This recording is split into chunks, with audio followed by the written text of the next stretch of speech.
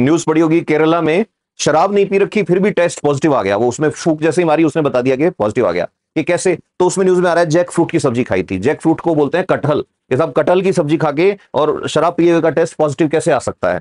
तो सिंपल सी बात है कि जैक फ्रूट जो है उसके अंदर है तो कार्बोहाइड्रेट सी ना, और कार्बोहाइड्रेट जो होते हैं हमने कितनी बार पढ़ा है कि अल्कोहल बनता कैसे है, कि साहब कार्बोहाइड्रेट्स हैं उनको पड़े रहने दो और उनकी फर्मेंटेशन हो जाए, किण्वन हो जाए उनमें, तो वो अल्कोहल में कन्वर्ट हो जाता है।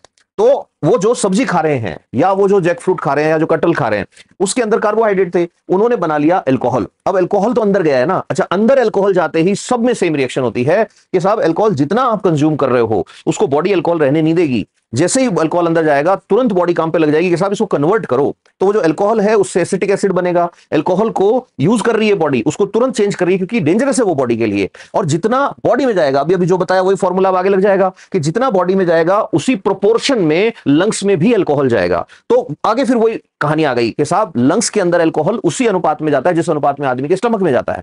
अब वो जो लंग्स से अल्कोहल बाहर आ रहा है तो आगे तो फिर वही कहानी है। ब्रेथ एनालाइजर है सेम। ब्रेथ एनालाइजर मैंने बताया था 3 तरह के होते हैं। पहला वो जिसके अंदर सिंपल सी प्रोसेस होगी कि प्लेटिनम जो है उसके अंदर मौजूद रहेगा और उस प्लेटिनम की प्रेजेंस में ये रिएक्शन बहुत क्विकली होगी। Alcohol will get converted into acetic acid. अब जैसे ही एसिटिक एसिड बनेगा साथ में इलेक्ट्रॉन्स भी निकलेंगे। अब ये इलेक्ट्रॉन ही तो की इंडिकेटर थे। इलेक्ट्रॉन जैसे ही निकलेंगे तो दूसरी साइड वाले इलेक्ट्रोड पे इलेक्ट्रॉन ऑक्सीजन के साथ सर्किट कंप्लीट करके कंडक्टिविटी इंक्रीज करेंगे। जैसी कंडक्टिविटी इंक्रीज होगी सेंसर तुरंत बता देगा कि इसने शराब पी रखी है। दूसरे तरह का टिन ऑक्साइड वाला होगा तो भी उसमें यही होगा कि tin oxide is a semiconductor, अर्धचालक है।